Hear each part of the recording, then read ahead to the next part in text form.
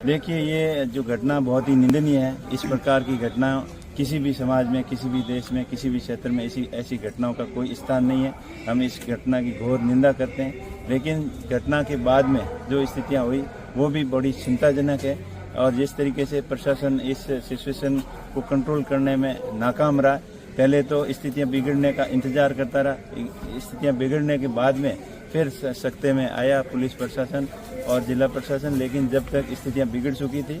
और इस मामले में मेरा तो यही कहना है कि निर्दोष लोगों के ऊपर कोई कार्रवाई नहीं हो, जिसने अपराध किया है उनको कड़ी से कड़ी सजा मिले और इस प्रकार के घटनाओं की पुनरावृत्ति करने का कोई दुस्साहस नहीं करे। और इस मामले में प्रशासन सख्ती से निपटे और जो नेता लोग उस घटना को और ज़्यादा वंडर फैलाने की कोशिश कर रहे थे, इसके अंदर भड़काऊ भाषण देकर लोगों को गुमराह कर रहे थे और लोगों को उकसा रहे थे, ऐसे लोगों को भी कार्रवाई होनी चाहिए। और इसके ऊपर मेन जिला कलेक्टर की फेल्योरिटी है। उसने समय रहते अगर सही एक्शन लिया होता तो ये घटना नहीं होती। ऐसी घटना पहले बासंतपीर के अंदर भी हुई थी, उस समय भी पत्थरबाजी वगैरह हुई थी। उस समय की घटना को और इस घटना को अलग अलग नज़रिए से देखा गया और उस घटना में बड़े बड़े नेताओं ने ये बयान दिए कि देशद्रोही थे, उन्होंने पत्थरबाज और ये कई नाना प्रकार के बयान दिए। और अब क्या फूल बरसा थोड़ी रहे थे, वो भी पत्थर ही बरसा रहे थे। तो दोनों देश कानून से चलता है, समानता से चलता है, लोगों को कानून के ऊपर पूरा विश्वास है और कानून को लागू करने की जिम्मेदारी, संपूर्ण जिम्मेदारी जिला प्रशासन की बनती है, जिला कलेक्टर की बनती है। कलेक्टर की लापरवाही से इसकी बड़ी घटना हुई और स्थितियां बिगड़ी। लाठीचार्ज पर सांसद बेनीवाल किसको दोषी मानते हैं?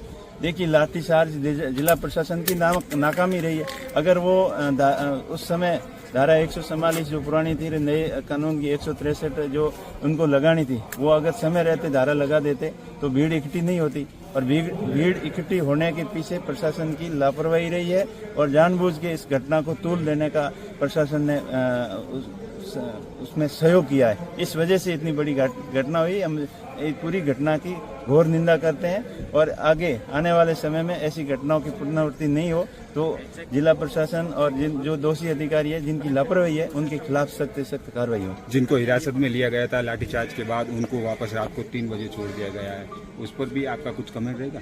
देखिए, वो कानून के हाथ लंबे होते हैं। कानून के अंदर जो भी दोषी है उनको कानून पूरी सजा देगा और हमें कानून और प्रशासन पे पूरा विश्वास है कि वो सही कानून का और व्यवस्था को लागू करने में पूरा सहयोग करेंगे। कल की घटना को लेकर आपकी किसी बड़े अधिकारियों से वगैरह कुछ बातचीत हुई? क्या कुछ बातचीत हुई होगी? देखिए, घटना का पता चलते ही मैंने एसपी साहब से बात की थी जैसलमेर के कि ये घटना बड़ी हो सकती है और आप इसके ऊपर कंट्रोल बनाए रखें। तो एसपी साहब ने बोला कि मेरे कंट्रोल में है और मैं पूरी मेरे ऑब्जर्वेशन में है। उसके बाद में मुझे लगा स्थानीय लोगों के फोन आ रहे थे कि स्थितियां बिगड़ रही है, तो मैंने आईजी साहब से बात की, जोधपुर आईजी रेंज से।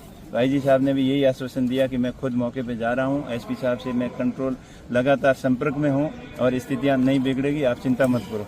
फिर स्थितियां और ज़्यादा बिगड़ने लगी, वहाँ आगजनी होने लगी, घरों को जलाया जाने लगा और लोग बहुत ज़्यादा संख्या में आने लगे और कुछ नेता जेसीबी के ऊपर चढ़कर, पुलिस की गाड़ी के ऊपर चढ़कर जोर जोर से जनता को उकसाने का काम कर रहे थे। स्थितियां बहुत खराब होने लगी।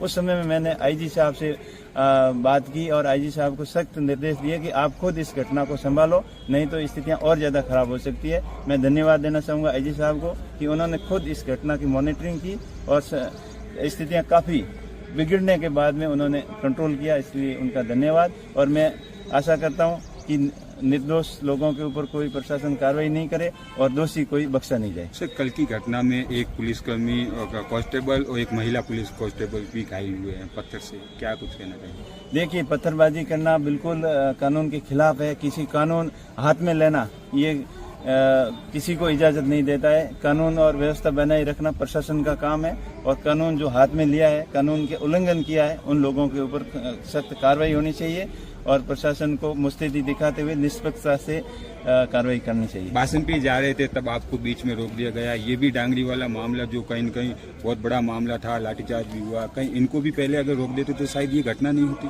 देखिए, हम तो कानून और व्यवस्था के अंदर विश्वास करते हैं और प्रशासन ने बोला, हम तो शांति के लिए जा रहे थे, शांति सभा, प्रार्थना सभा वहाँ करने के लिए जा रहे थे, लेकिन हमने प्रशासन की बात मान ली कि उनका मानना था कि आप जाओगे तो स्थितियां खराब होगी और हम खराब करने के लिए नहीं जा रहे थे, हम तो शांति व्यवस्था के लिए जा रहे थे। फिर भी हमने कानून से ऊपर बढ़कर हम नहीं है, कानून सबके लिए बराबर है। लेकिन कल वाली घटना के रूप में मैं उससे बिल्कुल उन्होंने उल्टा किया। इस घटना को उकसाने के लिए जो प्रशासन ने लोगों का, उनका नेताओं का जो भड़काने के लिए आ रहे थे, उनका खुद प्रशासन, वहाँ जिला कलेक्टर और एसपी खुद दोनों खड़े रहकर लोगों की भीड़ इकट्ठा होने तक का इंतजार किया, इस घटना का भयंकर रूप धारण करने तक का इंतजार किया। ये बहुत ही निंदनीय है और मैंने डीजीपी साहब से और चीफ सेक्रेटरी साहब से भी बोला है कि इन घटना से संबंधित जिनकी लापरवाही हुई है उनके खिलाफ सख्त कार्रवाई करें। इस पूरे मामले को लेकर, डांगरी मामले को लेकर कांग्रेस भी अब कल की घटना के बाद वापस कोई प्रदर्शन या फिर उनको वापस सही से न्याय दिलाने के लिए कुछ करेगी?